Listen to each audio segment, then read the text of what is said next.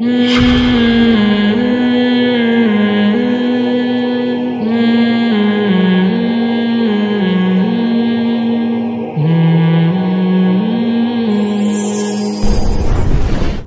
الہ الا اللہ بچوں سے بڑی انٹرٹینمنٹ میرے خیال کے مطابق دنیا میں کوئی نہیں ہے.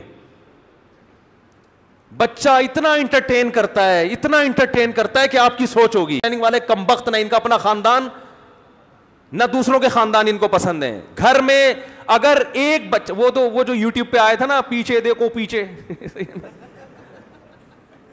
وہ تو ایک بچہ تھا. سب بچے ایسے ہی ہوتے ہیں, سب بچے ایسے ہی ہوتے ہیں. بچے کی کھلکھلاہٹ ایسا لگتا ہے جیسے ساری دنیا مسکرا رہی ہے. بچہ جب ہنستا ہے نا کھلکھلا کے, ایسا لگتا ہے جیسے ساری دنیا ہنس رہی ہے, مسکرا رہی ہے. تو کیا ہو گیا؟ ابھی میں تو جا رہا ہوں دعوتوں میں, ہزار ہزار گز کے بنگلوں میں, یار بچے ہی نہیں ہیں. مالدار لوگ ہیں, 2 بچوں کے بعد بس خاتون سمجھا رہی اپنی بہو کو, دیکھ پہلے ان کی اچھی طرح تربیت کر لے, بس انہیں کی کر لے. یہ بھی دماغ میں غلط کانسیپٹ ہے کہ تیسرا آ گیا تو ان کی تربیت نہیں ہوگی. پتہ نہیں کس نے پٹیاں سکھا دی ہیں. بچے خود بچوں کی تربیت کر رہے ہوتے ہیں. یقین نہ آئے نا, ایک بچہ اپنی گود میں لے کے بیٹھے, وہ چپ کر کے بیٹھا رہے گا. جیسے ہی دوسرا بچہ آئے گا, بچہ ایک دم کھلکھلانا, اس کے ساتھ کھیلنا شروع کر دے گا. بچے کو اپنے قریبی عمر دوسرا بچہ چاہیے. بچے جو گھر میں ہونے چاہیے نا, صرف ماں باپ کے لیے نہیں, ایک دوسرے کے لیے ہونے چاہیے. دیکھو میرے والدین دنیا سے چلے گئے, اللہ ان کی مغفرت فرمائے. آج میں اپنی باتیں اپنے بہن بھائیوں کے ساتھ شیئر کرتا ہوں. آج بہن بھائی ایک دوسرے کا ساتھ دیتے ہیں.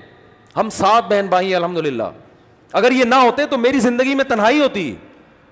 جو رشتے بہن بھائیوں سے محبت ملتی ہے وہ بیوی سے نہیں ملتی, جو بیوی سے ملتی ہے وہ بہن بھائیوں سے نہیں ملتی, جو والدین سے ملتی ہے وہ دوستوں سے نہیں ملتی. ہر محبت کا دائرہ کار دوسرے سے الگ ہے. بھائی سے جو محبت ملتی ہے وہ بہن سے نہیں ملتی. بہن سے جس قسم کی باتیں کر سکتا ہے وہ بھائی سے نہیں کر سکتا.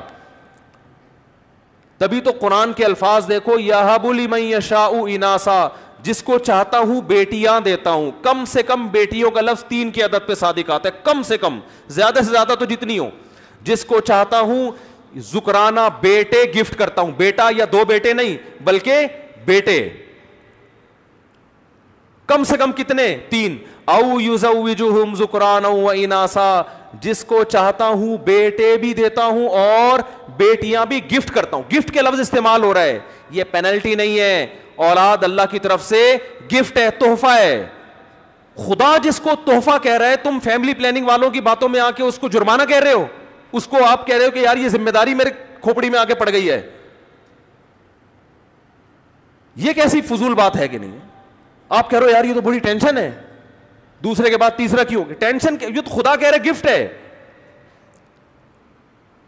تو خدا بھی غلطی کر سکتا ہے کیا؟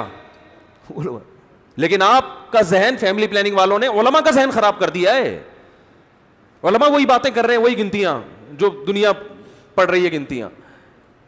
تو کم سے کم 3 بیٹے اور کم سے کم 3 بیٹیاں, اس کا قرآن ذکر کر رہے ہیں. کم سے کم یہ گفٹ کی ابتدا ہے, یہاں سے گفٹ شروع ہوتا ہے. فیملی مکمل ہوتی ہے کم از کم 3 بیٹے ہوں اور کم از کم 3 بیٹیاں. یہاں سے فیملی کی تکمیل کی ابتدا ہو رہی ہے.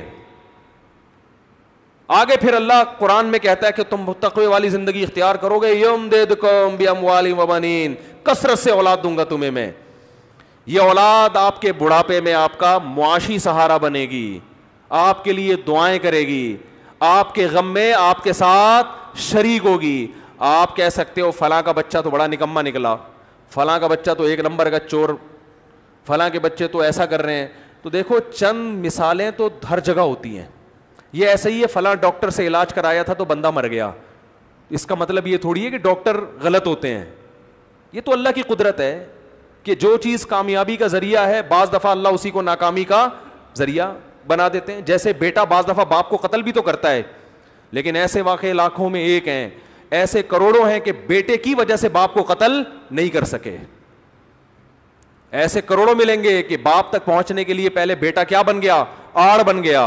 لیکن ایسے لاکھوں میں ایک ملیں گے کہ بیٹے نے باپ کو, اب بیٹے نے کہیں باپ کو قتل کر دیا اور آپ کہیں واہ بھائی واہ مفتی صاحب کہتے ہیں اولاد نعمت ہے، فلاں میں تو بیٹے نے باپ کو قتل کر دیا. تو مفتی صاحب آپ کو کہیں گے کہ بہت سے بیٹے ایسے ہیں جن کی وجہ سے ان کا باپ کیا ہے؟ محفوظ ہے. تو یہ نعمت ہے اللہ کی. بڑے بڑے بنگلے خالی، پتہ نہیں دیواروں سے باتیں کرتے ہیں، پیسہ بھی اللہ نے. یہ جو کہتے ہیں نا معاشی مسائل ہیں، معاشی مسائل اگر مسئلہ ہوتا تو مالداروں کی اولادیں زیادہ ہوتی، غریبوں کی کم. یہ معاشی مسئلہ نہیں، ہوس ہے، ہوس کہ میری دولت پہ میں سانپ بن کے بیٹھ جاؤں. جو کمبخت اپنی اولاد پہ خرچ کرنے کو تیار نہیں ہے، اس کی کنجوسی اور بخل کا آپ عالم دیکھو یار. اس سے بڑا دنیا میں کوئی کنجوس نہیں ہوا جو بچہ نہیں پیدا کر رہا ہے کہ خرچ کرنا پڑے گا اس کے اوپر. تو یہ جو لوگ کہتے ہیں نا یونائٹڈ نیشن کا ایک بہت بڑا مسئلہ ہے کہ آبادی بڑھ رہی ہے. میرے اس بیان پہ کسی نے کمنٹ کیے تھے، اب مفتی صاحب کو دیکھو کیا ہو گیا، ان مولویوں کو دیکھو. اقوام متحدہ تو پریشان ہے کہ دنیا کی آبادی کیا ہو رہی ہے، اتنی بڑھ رہی ہے، اور اس مولوی کو دیکھو کیا باتیں کر رہا ہے. اقوام متحدہ بالکل بھی پریشان نہیں ہے، آپ کو غلط خبر ملی ہے. یونائٹڈ نیشن اس سے پریشان ہے کہ آبادی جتنی گروتھ ہونی چاہیے اتنی ہو نہیں رہی ہے. بہت مشکل ہے. بچوں کا جو گروتھ ریشو ہونا چاہیے وہ دنیا میں بہت خطرناک حد تک گھٹ گیا ہے. یونائٹڈ نیشن اس سے پریشان ہے. آپ کہیں گے پھر ہمیں کیوں فورس کیا جا رہا ہے کہ بچے کم پیدا کریں؟ ہمیں اس لیے فورس کیا جا رہا ہے کہ وہ سمجھتے ہیں یہ نکمے لوگ ہیں، یہ ہمارے لیے مسئلہ کریں گے بعد میں، وسائل پہ یہ قبضہ کر لیں گے. تو وہ چاہتے ہیں کہ عالمی طاقتیں جو ہے ان کا گروتھ ریشو بڑھے تاکہ وہ ہمیں غلام بنائیں. ان کو پتا ہے کہ ہمارے پاس سب سے بڑا ہتھیار آبادی ہے. آبادی کا ریشو بڑھ گیا تو وسائل کس کے ہاتھ میں آ جائیں گے؟ ہمارے ہاتھ میں آ جائیں گے. ان کی نسلیں ختم ہو رہی ہیں تو وہ اپنی بڑھا رہے ہیں، دوسری طرف ہماری گھٹا رہے ہیں. وہ کہتے ہیں ہماری نہیں بڑھتی تو ان کی تو گھٹاؤ نا کم از کم. وہ اس بیس پہ ہمیں گھٹانے کی کوشش کر رہے ہیں، ورنہ آبادی یہ دنیا کا مسئلہ نہیں ہے. بی بی سی کی خبر ہے، میں نے خود پڑھی ہے کہ یونائٹڈ نیشن پریشان ہے کہ دنیا میں گروتھ ریشو کیا ہو رہا ہے، جتنا بڑھنا چاہیے اتنا نہیں بڑھ رہا. تو یہ سب خوشنما نعرے